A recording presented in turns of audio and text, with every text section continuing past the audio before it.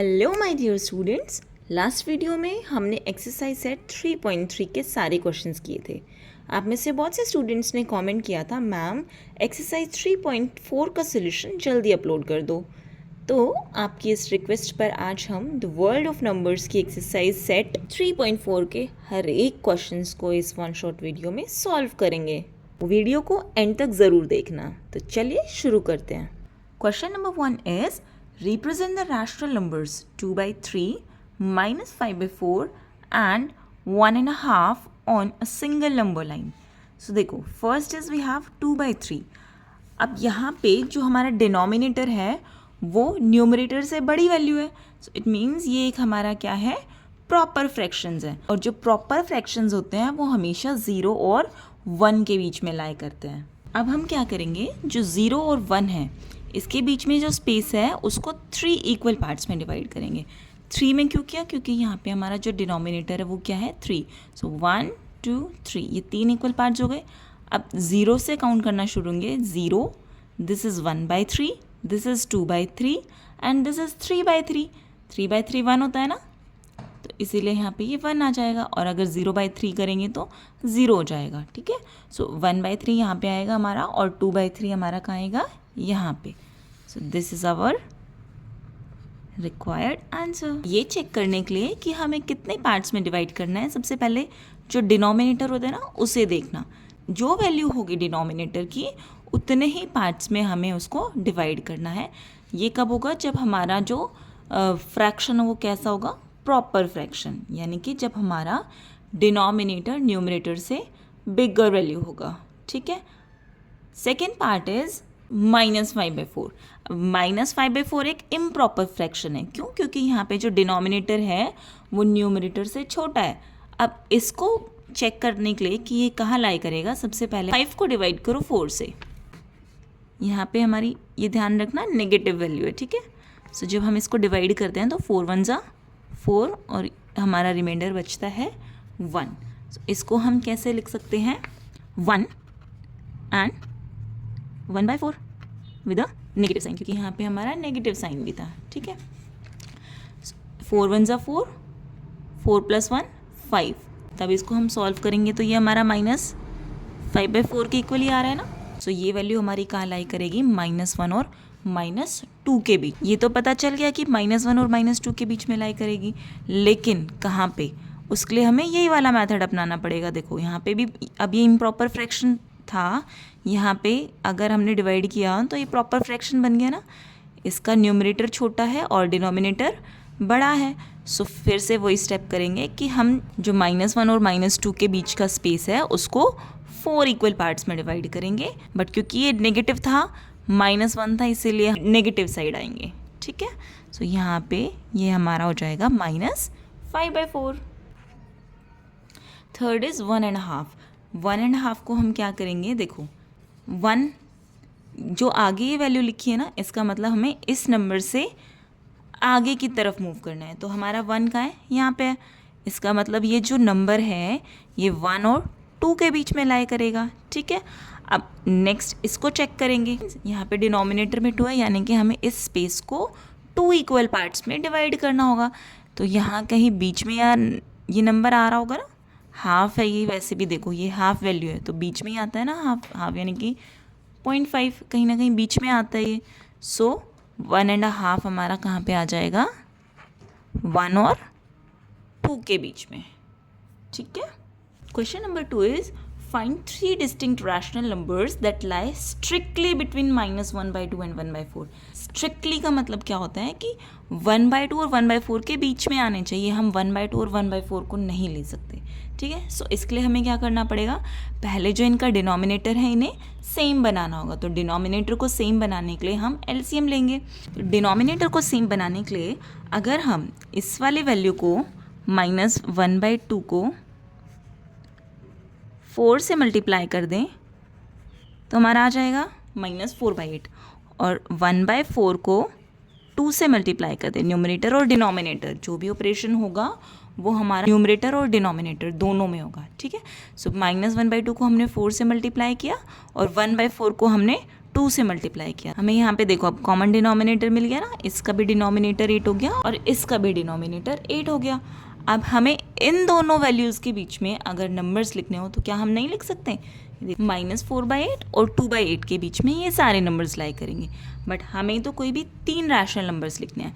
क्या हम -4/8 लिख सकते हैं? नहीं, क्योंकि क्वेश्चन में हमें बोला गया है कि स्ट्रिक्टली बिटवीन -1/2 एंड 1/4। सो हम इन सारी वैल्यूज़ में से कोई भी 3 नंबर्स अपनी मर्जी से लिख सकते हैं। For example -3/8, -1/8 and 1/8. These are strictly between -1/2 and 1/4. Question number 3 is simplify the expression -1/4 plus 5/2. Last exercise में हमने एडिशन वाले क्वेश्चंस किए थे ना, क्या करना था? हमने सबसे पहले डिनोमिनेटर को सेम बनाना था। अब देखो 4 और 12 का अगर हम एलसीएम लेते हैं तो हमारा क्या आएगा आंसर? हमारा एलसीएम क्या आएगा? 12। यहाँ तो हमारे पास ऑलरेडी 12 है, लेकिन इस वाली वैल्यू में अगर हमें 12 बनाना है सो हमें जो न्यूमरेटर और डिनोमिनेटर है दोनों को 3 से मल्टीप्लाई करना पड़ेगा। तो ये हमारी जो नई फ्रैक्शन की वैल्यू आ जाएगी वो आएगी -3/12। एक वैल्यू हमारी हो गई -3/12 और एक हमारी +5/12 था। डिनोमिनेटर सेम हो गया तो हम इसको अब ऐसे लिख सकते हैं -3 + 5।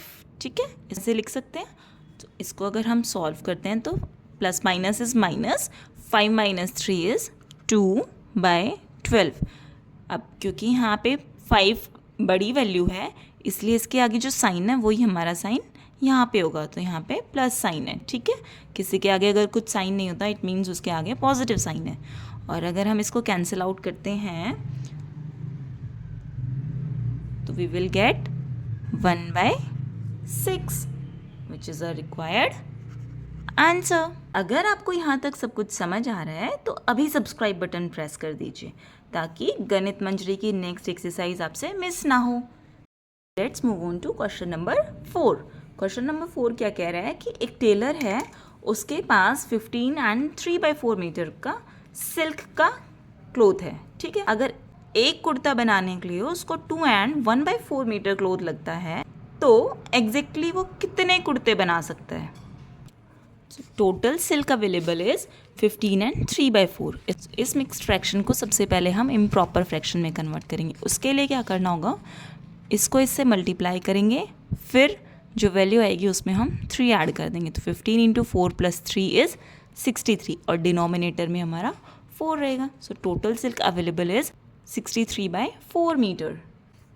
Silk needed per kurta is 2 and 1/4 metres, यानी कि 4 × 2 + 1 9/4 मीटर्स।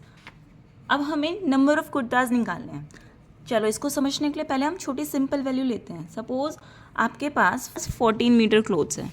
एक कुर्ता बनाने के लिए आपको 2 मीटर कपड़ा यूज़ हो जाता है। ठीक है, सो 2 मीटर में आप एक कुर्ता बना रहे हो, 4 मीटर्स में आप कितने कुर्ते बना लोगे? 2 कुर्ते बन जाएंगे। 6 मीटर्स में 3 कुर्तेज बन जाएंगे। सो देख रहे हो आप, अगर हमें 14 चाहिए तो हम इसको 2 से डिवाइड कर दें तो हम कितने कुर्ते बना पाएंगे? 7 कुर्ता। ठीक है, सो हमें क्या करना होगा, यहाँ पे इस वाली वैल्यू को इससे डिवाइड करना पड़ेगा। Number of kurtas is total silk divided by silk पर कुर्ता।